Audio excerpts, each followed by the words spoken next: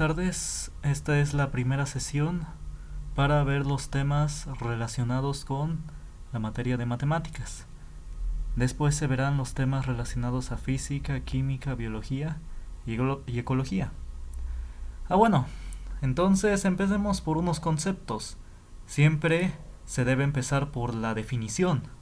En base a la definición se va construyendo toda la teoría.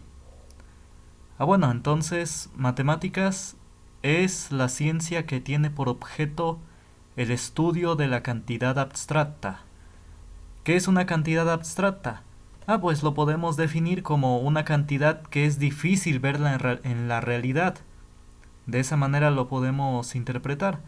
Es decir, una ecuación matemática no la podemos ver en sí en la realidad. Se cumple, pero no vemos en el fenómeno que se esté cumpliendo la ecuación. Es decir, no, por ejemplo, en la evaporación de cuando hierve una olla de agua, no vemos ahí la ecuación del número de moléculas que se van evaporando. No la vemos así con los ojos. Es decir, los números y las ecuaciones son cantidades abstractas que es difícil verlas en la realidad, pero que nos ayudan a entender los fenómenos que vemos constantemente. O nos ayudan los números, pues, con las situaciones de la vida diaria. Esa es la razón de por qué es importante las matemáticas.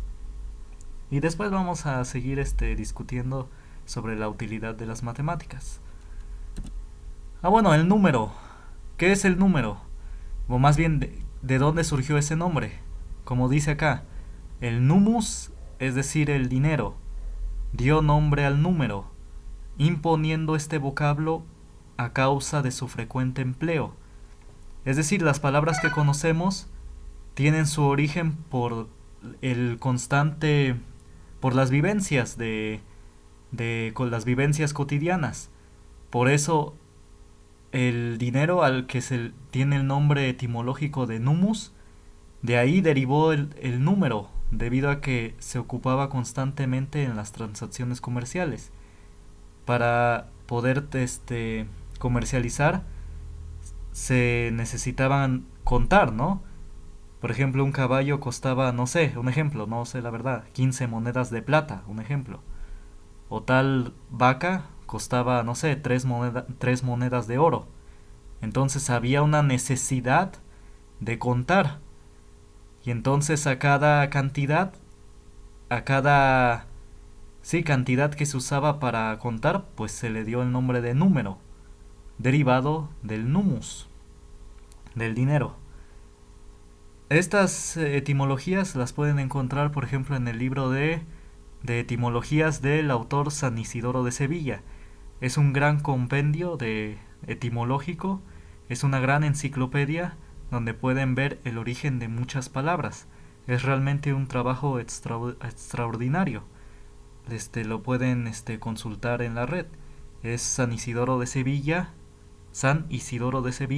Etimologías, de la editorial Biblioteca de Autores Cristianos. Bueno, agrego que no, aquí no es la intención darle una, ¿cómo se dice? Predicar algo religioso. Estoy sacando la información de un libro de este autor. Es decir, no por venir de una religión significa que no hayan hecho escritos sobre diversas ciencias. De hecho, la Iglesia Católica fue la primera en desarrollar textos científicos. Fue la primera en sí. No, no es cierto lo que nos dicen, que la Iglesia Católica fue un obstáculo. No es cierto, no es cierto que fue un obstáculo para la generación de conocimiento. La primera ginecóloga fue una monja llamada Trótula. También Santa Hildegarda fue la antecesora de las óperas. Ella escribía obras en donde la gente cantaba y fue la antecesora de la ópera. Y de ahí puedo citar de igual muchos ejemplos, pero los voy a citar más adelante, quizás en física. Bueno, ahora definamos los números naturales. son los que se utilizan para contar. Ejemplo, 1, 2, 7, 20 y 100. Es decir, como se puede ver, su característica es que no tienen decimales, pues porque en muchas ocasiones no se puede contar con decimales. Por ejemplo, personas. Nada más contamos 2 personas, 7 personas, 20 personas. No podemos contar 2.3 personas o 7.8 personas. Eso no tiene sentido. Entonces, por eso los números naturales que se utilizan para contar no tienen decimales. Y como podemos ver, solamente son positivos. De igual manera, porque no podemos contar menos una persona o menos 100 personas. Entonces, en muchas situaciones de la vida real, eso no tiene sentido. Bueno, entonces, nada más como agrego, los números naturales se les pone el siguiente símbolo. Está n. N con esta caligrafía puesta. Es decir, aquí se le pone rellenito. Bueno, se le pone esta línea, esta especie de trapecio. Entonces, así es como se simboliza a los números naturales. Bueno, entonces sigamos. Números enteros son aquellos que no tienen decimales. Pero, ¿cuál es la diferencia con los naturales? Aquí se expone. Pueden ser positivos o negativos. Entonces aquí está. Este ejemplo es el 2, menos 5, 7, 50 y menos 40.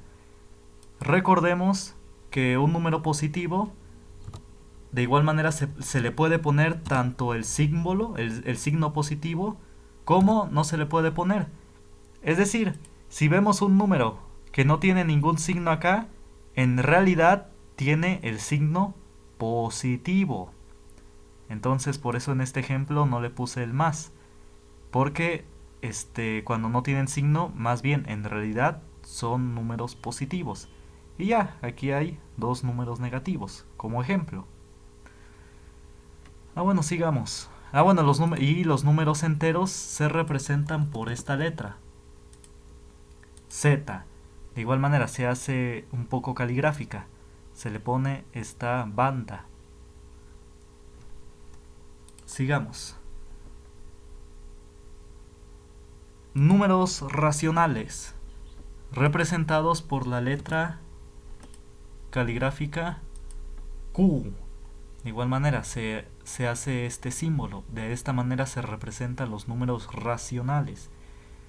Viene del italiano, cuya traducción significa cociente. Por eso se le pone la letra Q, porque en italiano significa cociente. En el anterior, hago este comentario de una vez. Z viene del alemán, que se llama cifra. Entonces por eso se le puso el nombre Z. Más bien este símbolo Z, por un vocablo alemán que significa cifra. Entonces, volviendo a los números racionales que se representan con Q, son aquellos que pueden escribirse de la forma A entre B. Esa es la razón de por qué se les llama cocientes. Se les representa con la letra Q, que se llama cociente. Porque esto es un cociente.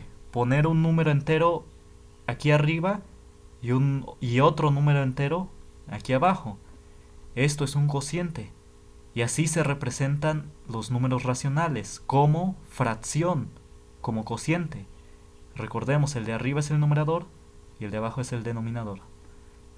Otro ejemplo sería 3/4. Otro ejemplo, aquí también pueden entrar los números negativos. Menos 5/12. Y también el numerador puede ser más grande que el denominador.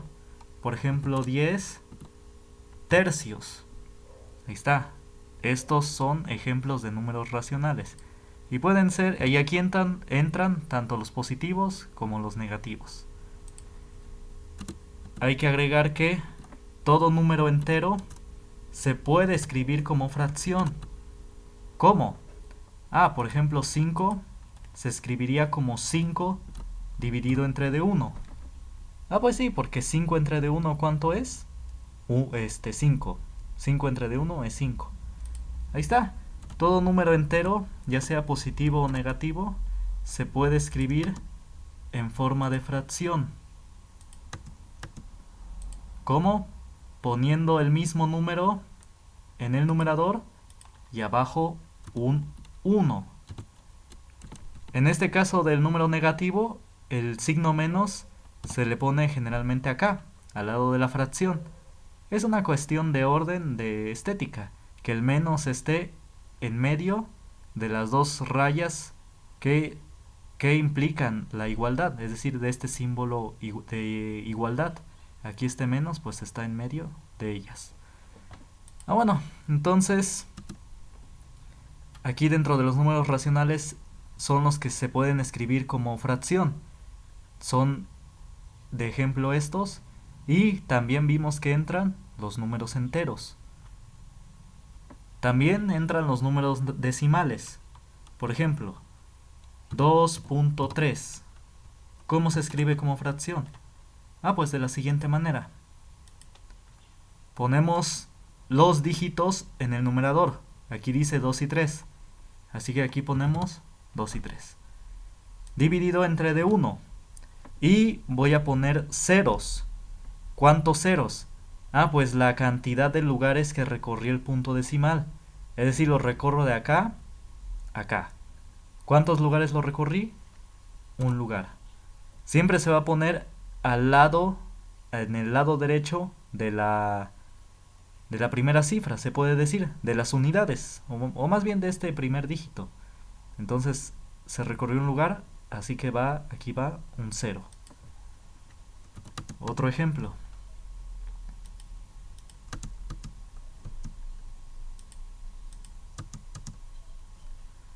Por ejemplo, 4.54. 52. ¿Cómo se escribiría como fracción? Ponemos los dígitos, 452. Entre D1. ¿Y cuántos ceros van? Pues lo recorro de acá hasta acá. ¿Cuántos lugares lo moví? 1, 2. Entonces serían 2 ceros. Y de esta manera, todo número, o más bien estos números decimales, se pueden escribir como fracción. También los decimales periódicos, es decir, aquellos cuyas cifras se repiten. Aquí en este caso, ¿cuál se repite? El 3. Es 0.3333 y se va indefinidamente. Este procedimiento de escribir cualquier número decimal periódico, es decir, los números decimales cuyos decimales se repiten, se les llama decimales periódicos. También se pueden escribir en fracción. El procedimiento no lo vamos a exponer acá por el momento, pero nada más vamos a poner el ejemplo. Por ejemplo, 0.333 es un tercio. De igual manera, entonces, otro ejemplo. Por ejemplo, 0.285.714. Si se repite esto, 285.714 indefinidamente. Este es un decimal periódico. Este es un número decimal periódico, porque estas cifras 285.714 se va repitiendo, se repite infinidad de veces. Y esto se puede escribir como la fracción 2 séptimos. Como dije, es ejemplo. Sí se puede. Sí hay un procedimiento para ir de este decimal periódico a esta fracción, pero no lo vamos a exponer por el momento. Nada más lo vamos a poner de ejemplo. Ejemplo de que todo decimal periódico se puede escribir como fracción. Entonces, estos que acabamos de ver son ejemplos de números racionales, aquellos que se pueden escribir como fracción, como cociente, como aquí hemos expuesto. Luego tenemos los números irracionales. Son aquellos que no se pueden escribir de la forma a entre b. Es decir, como ejemplo, tenemos el clásico, el que todos conocen, el número pi. Aquí está. Este número pi es con unos decimales. Bueno, todos lo conocen como 3.1416, pero esa es la cantidad redondeada. Es decir, esto es redondeado. En realidad es 0.14592 y tiene decimales infinitos y no periódicos. Es decir, por más decimales que uno le busque al pi, nunca se van a repetir otra vez estos dígitos, 14, 15, 9, 2. No se ha encontrado una periodicidad en el pi. Entonces, se puede demostrar que el pi no se puede escribir en forma de fracción, en forma de un número entero entre otro número entero. No se puede. Entonces este es un ejemplo de número irracional. Otro ejemplo de número irracional es el e. Muchos le dicen el número de Euler. Es la exponencial, generalmente se le dice así. Entonces, unos valores que se van a citar nada más unos decimales. Tiene un valor de 2.71828 y tiene decimales de igual manera, infinitos y no periódicos. Es decir, esto no se va a repetir.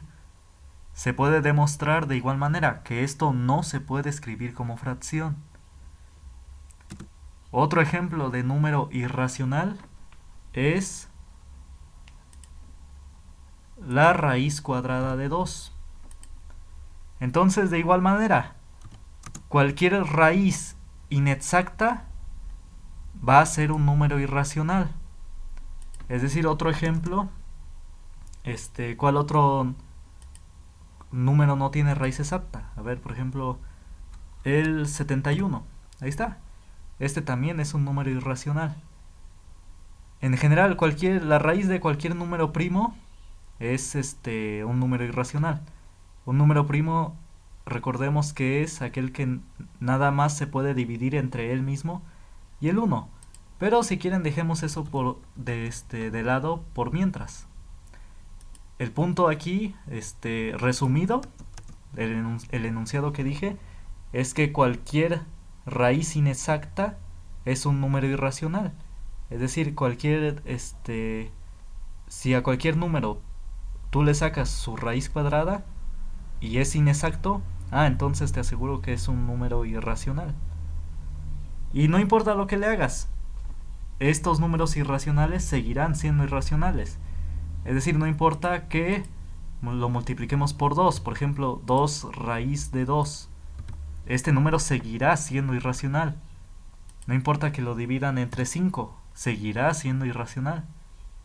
De igual manera el pi, no importa lo que le hagan, si lo multiplican por 2 o si lo dividen entre 2, bueno, dejemos este ejemplo. También el pi, como dije, si al pi lo dividen entre 2, seguirá siendo irracional. De igual manera el número e. Entonces, estos siguen siendo números irracionales, no importa si lo multipliquen por 2, entre 2, o entre de 5, entre de 10, etc. Seguirá siendo irracional. O incluso si lo elevan al cuadrado.